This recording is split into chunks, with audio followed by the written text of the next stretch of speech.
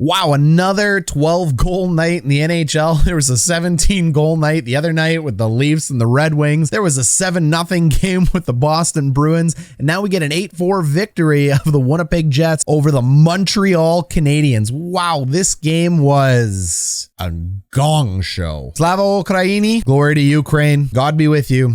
God bless the people who are fighting over there for their homes, their freedoms. They're my people. They're our people, the people of the democratic world, and just puts certain things into perspective, team, that when you think you got it bad, you probably don't. All right. Problems aside, sadness aside, the Ukraine will win this war. Mark my word, tyranny never triumphs over good, and you cannot oppress free people. Doesn't happen. The Winnipeg Jets can put up 8 against the Montreal Canadiens. Mark Scheifele and Jake Evans meet since the last time the infamous hit, the 4-game suspension. Sorry, Habs fans. Still shouldn't have been 4 games, but they meet. Scheifele says he's going to answer the bell. We have a little bit of a tussle at the end of the game. Scheifele falls. Look, I'll give both sides credit for trying to step up, but when guys who aren't fighters fight, doesn't really work out most of the time. And don't forget, Hot Garbage Sports is sponsored by BetUS. Get a 125% deposit bonus for sports when you use code HGS. The link is down below. If you like betting on hockey, sports, or casino games, BetUS is a great website to do it on. I do it myself. The odds are fantastic on hockey and on sports. You can put in your favorite to win the NHL Stanley Cup. I've smashed it on the Bruins and on the LA Kings. I like the odds of the 2 dark horse teams coming through. They're big favorites of mine. My overall favorite is the Carolina Hurricanes, but I like the odds coming back from the Kings and the Bruins a little bit better on BetUS right now. But if I had to hitch my little wagon to a team, it would be the Canes for the Cup this year. You can check that out at a video at the end of this video. This game started off with a massive bang, and I'll be honest, I don't know anything about hockey at this point anymore. Like, you put in 4 goals in the first 10 minutes, only to have 4 unanswered goals, 3 of those being an assist from Josh Anderson. And we're going to get into the Habs. We're going to cover a lot of Habs here, Habs fans, a lot of you on this channel. Josh Anderson gets a hat trick. It's not a natty hattie, but it's a hattie. And the game is tied going into the second. And what I mean by, like, I don't understand hockey anymore. I don't understand how the Jets got a 3-0 lead on Colorado, and we didn't cover this game. There was too much going on, to be honest. I was consumed by the atrocities of the world, and then to watch the Jets give up a 3-goal lead to the Avalanche, yikes. We're only human. Had to move on with life after that one. The Arizona game, did we cover it? No. Why? Who cares about Arizona? Don't even give them the time of day. 4,500 person arena playing in a college stadium? Joke. But this game, the Habs and the Jets, absolutely a game worth covering. And I just don't get it. I don't get how a team like the Winnipeg Jets can put up 3 against Colorado, 4, like just bang, bang, bang against the Montreal Canadiens, who have been hot 5 in a row. The Jets stopped that tonight under Marty St. Marty has got them playing some of the best hockey in the game. You get up 4-0 and you give up 4. How does this happen? You're the Winnipeg Jets. That's how this happens. I don't know how else to explain it. It's an oddball. It's an anomaly. We had a bunch of videos talking about the Jets' advanced stats. They get a goal, they give up a goal. They actually have a few more goals given up than goals there, but they're a 500 team across the board, and that's because you have games like Colorado where they get completely blown out, and then they're balanced by games like this where they blow out another team, and it's ridiculous. This isn't the pattern you want to see. So if you're a Jets fan that looks at this as game by game and you only look at the microcosm of each game, you might be leaving this game going, oh, trade Helly, told you, guy's a bum. You might be looking at this going, hey, all you Scheifele haters right now, how do you like him now? You know what I would really like out of all this, Jets fans? Some consistency and 3.8 goals a game. How about that? Let's just put up 4 goals a game. Let's have 2 goals against. Let's put up 35 shots for, and let's give up 28 to 29. Am I asking too much? Because that is an elite team. That's what I'm looking for, not this roller coaster yo-yo crap that the Jets have been on. So am I happy they won?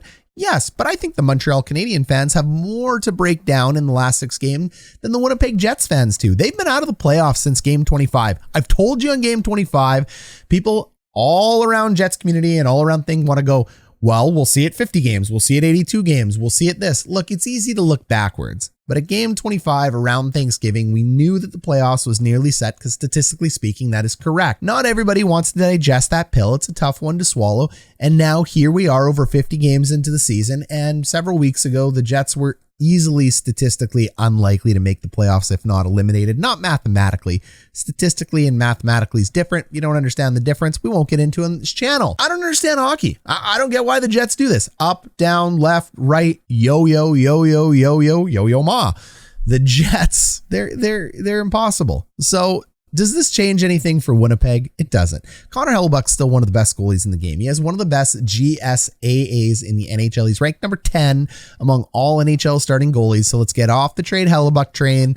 There's nothing you can do to get a new goalie back. And guess what? Homegrown goalies take 4 to 6 years to build within your own system.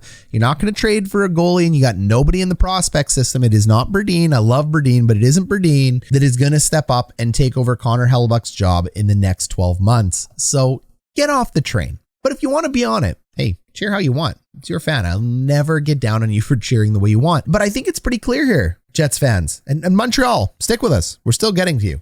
It's pretty clear here, Jets fans. The team needs to be rebuilt. And it doesn't need to go all the way down to the studs. Hockey trades need to happen. But even with this win, it doesn't change the opinion of the fact that Paul Stastny, Nathan Beaulieu, and Andrew Copp, loved or not, need to go. And the Jets need to go ahead and do two things. They have to improve their team chemistry. Has to happen because the team chemistry isn't working. Hasn't worked for 3 or 4 years. It's a done deal. I've seen enough of a sample size. I'm sorry if I'm talking about your favorite players going and having to leave, but it's pragmatic of the game. And then I look at this and go, it's the depth scoring. Scheifele has not been able to acquire depth. The bottom 6 in the last 3 years, they don't score enough. End of story. And sure, there's injuries, so the bottom 6 should be better, but the bottom 6 is always playing a top 6 role because they have to fill in for injuries. That doesn't matter. Your depth isn't tested. You don't get enough scoring. The Montreal Canadiens proved that last year in their cup run. Look at that amazing fourth line featuring Joel Armia, Corey Perry, and Eric Stahl. Winnipeg's fourth line's been dust for years. Their third line is nothing more but a glorified checking line. There is nothing going on in the bottom 6 of Jets land, except for the fact that Adam Lowry got another beauty tonight. I mean, that guy seems to be on fire. He's playing some of the best hockey he's played. I'm not saying trade Lowry. He's a fine bottom 6 player, but after the extent of Lowry, it starts to get pretty bare down there. And even Lowry isn't going to put in a ton of goals, but what a beautiful pass by Dylan Demelo to Adam Lowry. He's really been on fire on these 2-on-1s and breakaways lately. Mark Scheifele continues to be a bit streaky in my opinion. He gets points in a lot of bunches and then he goes quiet, and that hurts the Jets. That contributes to 7-3 losses and 8-4 wins. You need a little bit of consistency from him, but I think Scheifele and Wheeler are putting themselves back into the spot where they become very viable top-level players in the NHL. And in the offseason, sure, it's explorable to trade Wheeler and Scheifele. It's likely not going to happen, but I do think that this team needs a changing at the guard within their captains. Their captains and their alternates need to swap out. Look, it's just the way it goes. The culture of the room isn't there. You're a leader goes down with the ship. So that's the state of the union on the Jets. I'd be looking to trade the UFAs right now. I'd get as many picks back for that as you can acquire. And then I'd be thinking about hockey trades in the offseason. I'd go as far to say, and we'll talk about this later on as the Jets season continues. We'll get more in depth, but I'd go as far to say I'd be trading out Chevy as well too. I'd do a full send like the Montreal Canadiens did, but I wouldn't strip players down to the studs for picks. Picks are great for UFAs, but outside of UFAs, hockey trades. Habs fans, interesting world you've been living in. Marty St. has come in and he is really talking hockey at an extremely high level. At the end of this video, I'll link the Marty St. video that I uploaded if you missed it. It's a good one. You've been on a 5-game win streak. You're performing quite well, and it's pretty simple. Marty is asking the team to make the best play. Don't make the safe play. Don't just dump it in. You're not going to get anything from that. Use your brain, use your hockey skill. But the thing that Marty talked about when he gave his state of the dress, his 10 tips for coaching or his playbook for coaching, he talked about widening the ice and line combinations. And we've talked about things like widening the ice, playing with the right speed, matching speed for speed.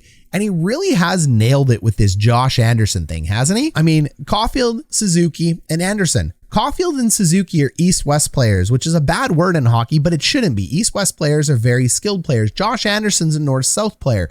They can play at the same speed together because you can't have everybody going left to right. You need someone going north to south, and you can't have everybody going north to south because then you're just going to have a bunch of muckers that just dump it in and don't produce anything with all this speed that they're doing. Checking is nice, but what's better than checking is puck possession. You don't have to check if you have the puck. Puck possession's the name of the game in hockey. The second name of the game is using that puck possession for high quality chances to put it in the net, score more goals than your opponent. Coach is a genius. He nailed this. He should have a YouTube channel or something. But Josh Anderson with Cole Caufield and Nick Suzuki, that line flawlessly makes sense to have the north-south player in Josh Anderson playing with the east-west player in Nick Suzuki and Cole Caufield, and is paying dividends for the Montreal Canadiens. I love that Marty St. is thinking about high IQ, big brain plays, and intelligent hockey. The future, I believe, is going to be very bright for the Montreal Canadiens. Sam Montembeault, look, I probably got the name wrong too, but tough. Look, Sam, you got left in way too long. I don't know why they left him in for 7. That's embarrassing. I just don't get it. After the 4, he should have been yanked.